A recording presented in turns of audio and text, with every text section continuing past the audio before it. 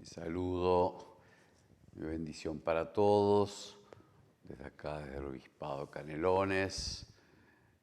Hemos celebrado el lunes 12 con mucha alegría la celebración diocesana y de nuestra Iglesia Catedral como santuario nacional de la Virgen de Guadalupe. Tomamos el Evangelio en San Mateo, el capítulo 22.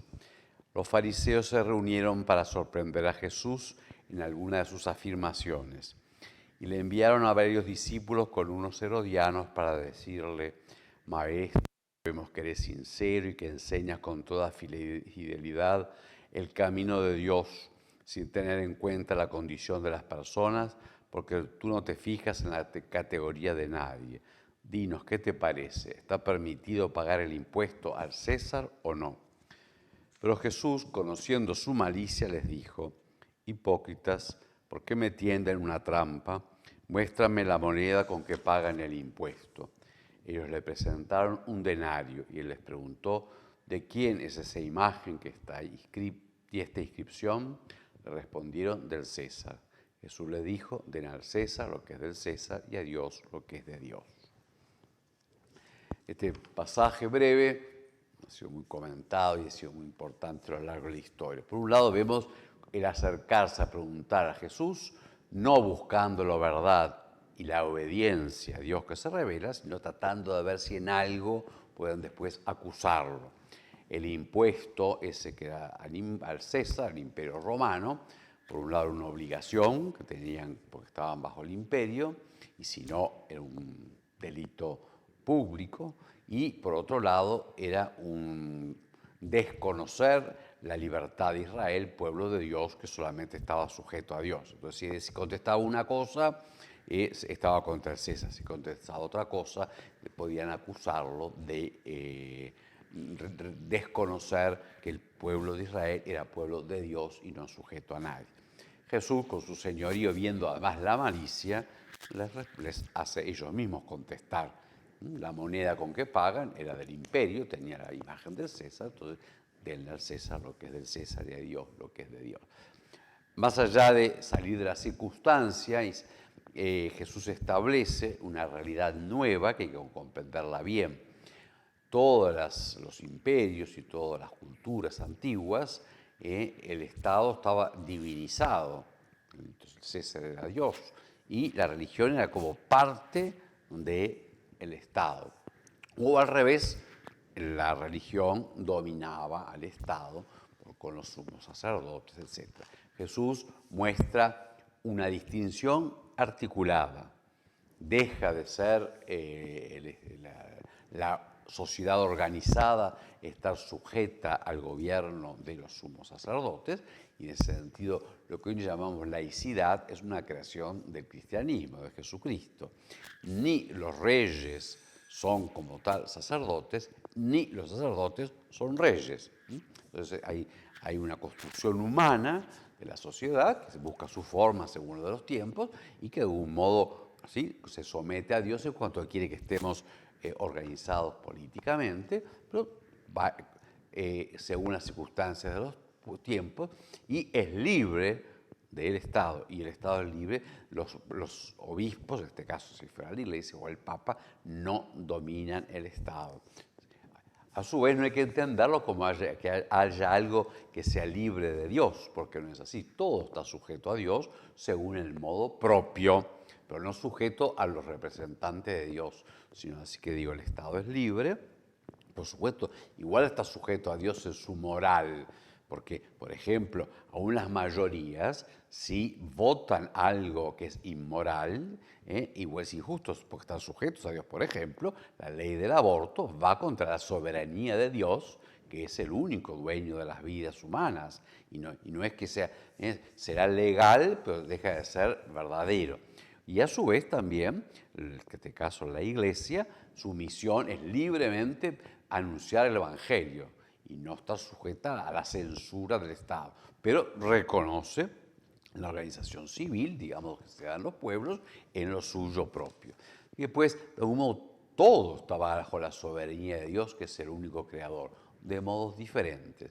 Y bueno, hay en la historia una cierta tensión, que esto es propio, ya digo, del cristianismo, de la libertad del Estado en su forma que tenga, sea república, sea democrática, sea monárquica, que eso se lo dan los pueblos, y los obispos, que en cuanto al orden civil deben seguir la organización del Estado y a su vez tener la libertad del Evangelio de anunciar la verdad de Dios, la verdad de Jesucristo, el único Señor de la historia. Los cristianos debemos pues entender esto, respetar esta articulación, estas distintas dimensiones de la existencia, que así Dios los quiere, y a su vez tener la libertad de estar sujetos totalmente solo a Dios, porque Él es el único Señor y por lo tanto, aún en lo que vuelvo a poner el mismo ejemplo, si no somos libres de no abortar, ni de procurarlo, ni de sostenerlo, porque eso va contra la dignidad de la persona, que no la pone el Estado, y contra la soberanía de Dios y contra nuestro servicio. En las otras cosas, en fin, debemos sujetarnos a la vida común del Estado. Jesús, pues, es el que da el verdadero fundamento a esa separación de estas dos dimensiones y esa unidad en el único gobierno de Dios.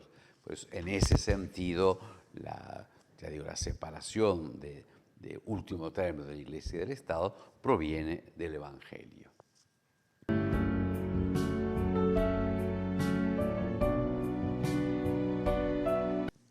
Estos días nosotros celebramos a la Iglesia Catedral como santuario de la Virgen de Guadalupe. El domingo 18 voy a consagrar con rito solemne la iglesia de Sauces, y me está bendecida hace mucho tiempo, pero con un altar nuevo. Entonces, una pequeña reflexión del sentido del edificio de la iglesia. De verdad, nosotros somos libres, la iglesia es iglesia reuniéndose para los sacramentos, por el ministerio del obispo, de los presbíteros, o sea, para el bautismo, la confirmación y sobre todo la Eucaristía, y en cuanto tal la puede celebrar en cualquier parte dignamente, y está Cristo y su iglesia allí donde está congregada.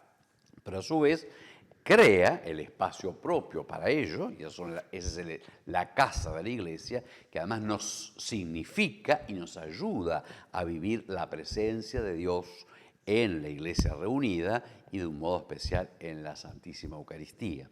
Por ello, el edificio de la iglesia, yo digo que no es absolutamente necesario, sí, a nosotros los creyentes nos recuerda siempre la dignidad de algo distinto, por el bautismo, por la fe y por la confirmación y sobre todo por la Eucaristía. Somos un pueblo consagrado a Dios y que en cada misa acontece lo más grande que pueda acontecer. Jesucristo mismo preside, celebra, se ofrece, nos santifica, nos une consigo y nos ofrece al Padre.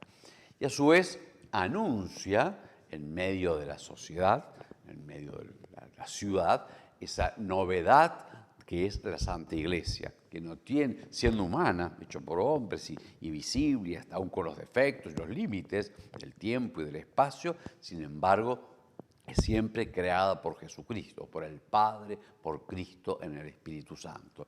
De ahí que si es verdad lo que decimos, que no tenemos por qué ir a la iglesia para rezar, pero sí tenemos que participar de la Eucaristía y de esa novedad y de esa grandeza. Y nos ayuda a vivirlo, nos significa y nos ayuda. De ahí también el amor del pueblo cristiano sano a sus iglesias, el cuidado de ellas, su belleza. No es cuestión de estar gastando oros y platas, pero su belleza y su disposición misma, el lugar del altar, el lugar de la palabra, la nave de los fieles, todo la pila bautismal, todo ello nos pone a nosotros en la presencia de Cristo, que es el único templo, pero edifica a los bautizados consigo, los que Él ha hecho suyos por el bautismo y la confirmación, como el templo de Dios que habita en el tiempo y en el espacio. Por eso visitemos, amemos nuestras iglesias, sobre todo para la Eucaristía.